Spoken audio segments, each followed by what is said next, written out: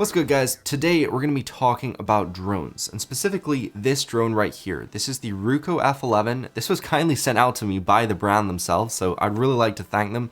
The video is not sponsored, so it's my own personal opinions, and my only real experience with drones is from DJI. So I have the DJI Air 2S. I've owned it for about a year and a half, and it's a very similar sized drone. It's quite comparable actually with this drone. But this RUKO F11 is half the price, maybe even less than half. It's £379 on the RUKO website. You can use the link down below. It's like an affiliate link, so it will help support me. Okay, so right now I'm outside with the RUKO F11 Gim2, and I'm gonna do some test flying just around and about the riverfront in Dundee. And I also have my DJI Air 2S, so I'm gonna try get some drone shots of the drone, which will be kind of interesting to try out. But right now I'm just trying to connect to the Wi-Fi and get the drone ready to fly. And yeah, let's do it. So right now I'm just calibrating the drone, so it makes you pick it up, spin it around a couple times. So now I have to rotate it this way, put it down on a flat surface, and boom, we are ready to go. So this is going to be kind of hard to fly both, but I'm going to give it a shot.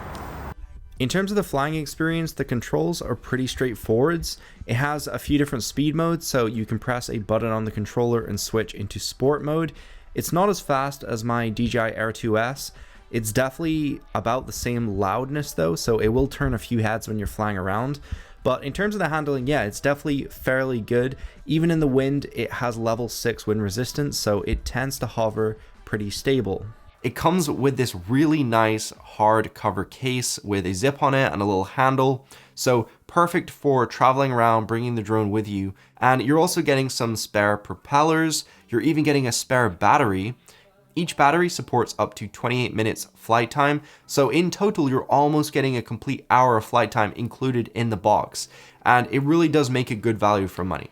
So in terms of the actual hardware itself, the drone is 560 grams, so it means it's over the 250 gram limit. So if you're in a country which prohibits the use of drones over 250 grams without a license, then you will have to apply, pay for a license, and you won't be able to fly this in certain places like in the city or above lots of people. In terms of the performance, you're getting 3 kilometers range out of this drone. That's what they state on the website.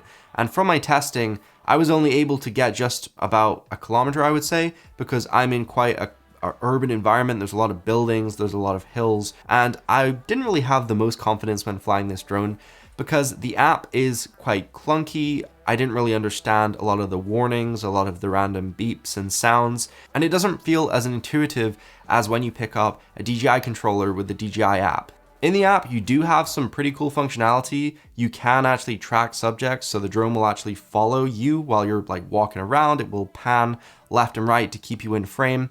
There's also the ability to plan your route, so you can actually open up a map, put some pins down inside the app, and the drone will actually follow the pinpointed route.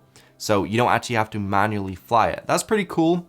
There's also the standard return to home feature because there's GPS in this drone as well. So I've honestly found it pretty good in terms of like latency and returning to home. I haven't really had any issues there, and it kind of did worry me at first. You know, I was a little bit worried about whether it would actually come back, but it did. And I have had cases where the battery's low and it's returned, so I can't really fault it, honestly. It does seem like a pretty good drone overall. It's just the look of the app which kind of lets it down for me. I've not had any connectivity problems, nothing like that, honestly. The only real issue I had was when I didn't calibrate it correctly because I was kind of holding it a bit squint, didn't put it down on a flat surface, and then all of a sudden it was kind of just veering off and flying like crazy. I was so stressed out. Oh my god, I was genuinely so stressed. I thought it was going to crash into someone or a car. So yeah, make sure you calibrate this drone correctly before flying it. But in terms of just the video quality, it's not that great. It's very low resolution, low quality. I mean, they say it's 4K, but it really doesn't look it to me. It just looks quite grainy, and I would never use it on my YouTube channel for any cinematic montage. I would just never really use it. There isn't even any controls or settings inside of the app, so there is no ability to even change the resolution or change the frame rate or change to a flat color profile or anything like that. Even the pictures, there was no ability to change how many megapixels it was. And from my experience, the pictures just seemed like screen grabs from the live view. So yeah, not great quality. Even if you just wanted to use the camera for navigation purposes and then actually just mount a GoPro on top, you could do that. This can actually handle some payload, so you can actually attach an action camera. In terms of the build quality, it is plastic.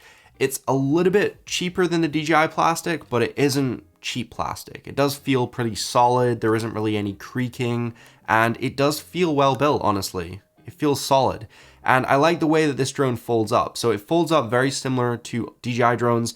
These propellers simply fold back, and it allows it to go fairly small and compact, so you can put it in your backpack or in the travel case, which is nice. It's not the most aerodynamic thing, so there is very flat sides on this drone. It's very boxy. It's not very like curvy. It doesn't look that aerodynamic. So I would honestly give that to DJI. That drone is super sleek and aerodynamic and curvy. So I feel like DJI put a lot more thought into it than this drone.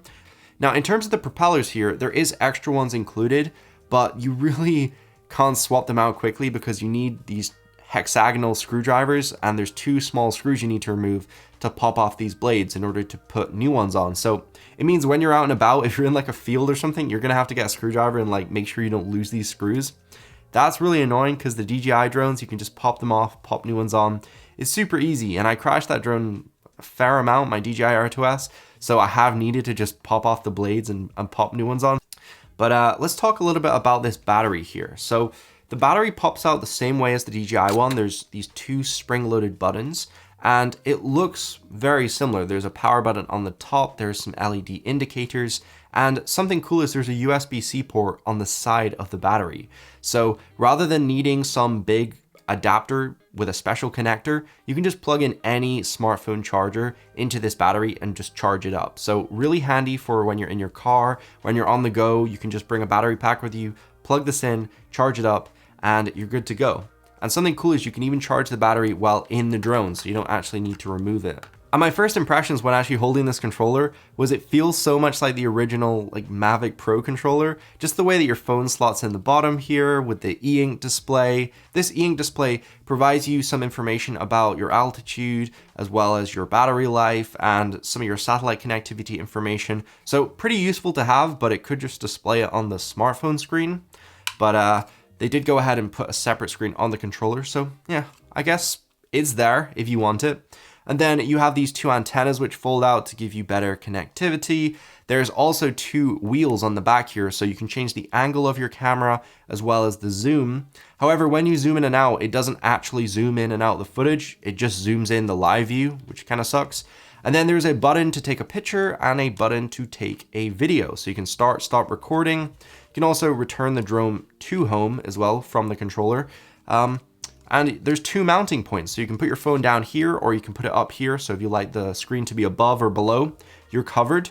Yeah, the controller feels pretty good, has some weight to it. The joysticks are metal, I think, or they look like metal. I think they're plastic actually, but they feel very like sturdy. They're not loose.